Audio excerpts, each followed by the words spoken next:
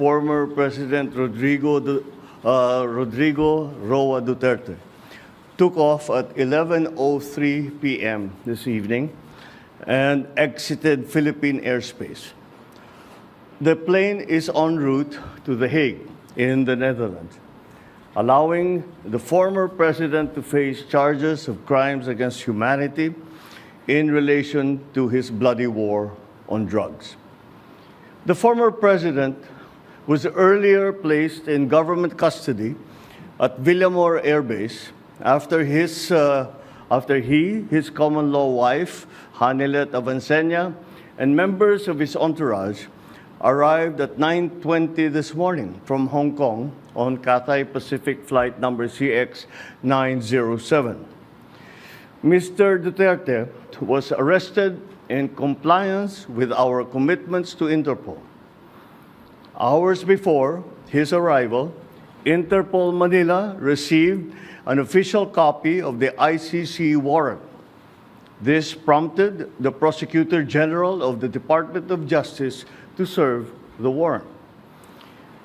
Interpol asked for help, and we obliged because we have commitments to the Interpol, which we have to fulfill. If we don't do that, they will no longer help us with other cases involving Filipino fugitives abroad. This is what the international community expects of us as the leader of a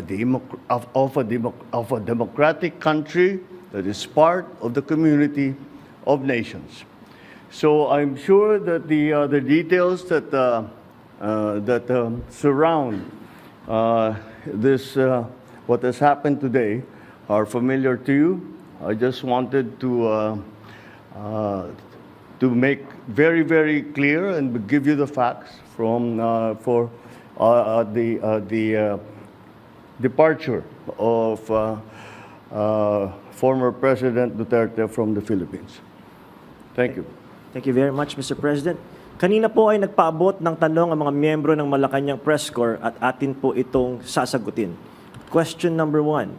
Mr. President, meron po bang pisikal na kopya ng warrant of arrest laban kay dating Pangulong Rodrigo Duterte mula sa ICC?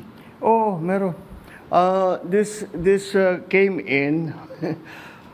Actually, it came in. I received it from Secretary Remulla.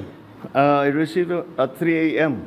last night, and I looked at it, and we went back and forth. 6:30, he wrote me again, and he said, "We have it already. We have the warrant of arrest from Interpol." And I said, "Okay, we'll put all our plans into place, and sige, let's proceed as we had discussed." Now that's what's happened. So yes, there is a very clear document that will explain that will explain the basis on how we conducted this arrest of former President Duterte. Sir, is it okay if we give them copies of the arrest warrant, photocopies of the arrest warrant? Would that be possible? Do we have limitations on that? We have the limitations, but We have here the SILG, who has been, of course, part and parcel of the entire operation. We will provide the PCO with a digital copy. It has been attested by the Secretary of Justice and the Department of Justice as a lawful and legal warrant. We will publish it after this press conference, and you can use it as reference. These are, it's very simple.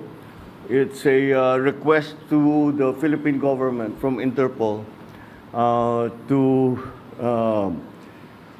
enforce the arrest warrant. And of course, we comply with our commitments to Interpol. We did not do this because it was derived from or it came from ICC. We did this because Interpol asked us to do it. And we have commitments to them, and we lived up to those commitments. Sir, thank you, sir. Second question, sir. Mr. President, sinasabi ng kampo ni PRRD na unlawful arrest daw itong ginawang pag-aresto sa kanya. Well, we followed every single necessary procedure. We had a very good basis on which to serve that warrant and to read him his rights. We followed all the legal procedures that are necessary. So I'm confident that if in further examination, you will find that it is proper and correct. Sir, third question from the MPC. Mr. President, may violation ba ito sa ating soberanya, itong pagkakaaresto kay dating Pangulong Duterte? No. Bakit naman? Dahil consistent naman tayo. Hindi tayo tumutulong sa investigasyon ng ICC.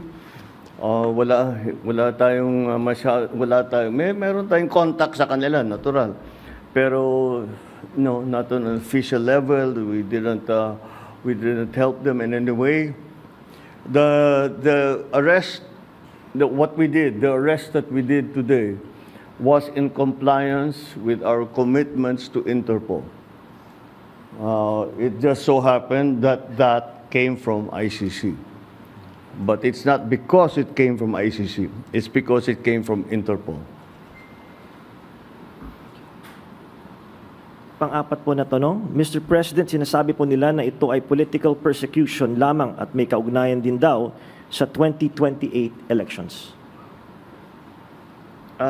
Okay, well, I'm sure sasabihin nila yan. But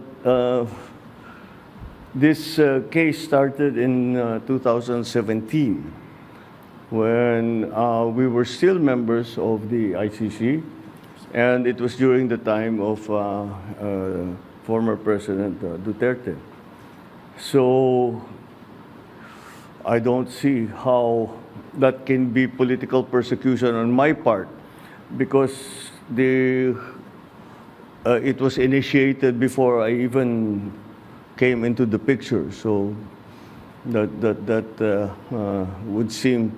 But once again, we have to recognize that, you know, of course, it's natural for people to put lalagyan ng politika, kulay ng politika. Pero sinundan lang natin yung ICC, yung Interpol.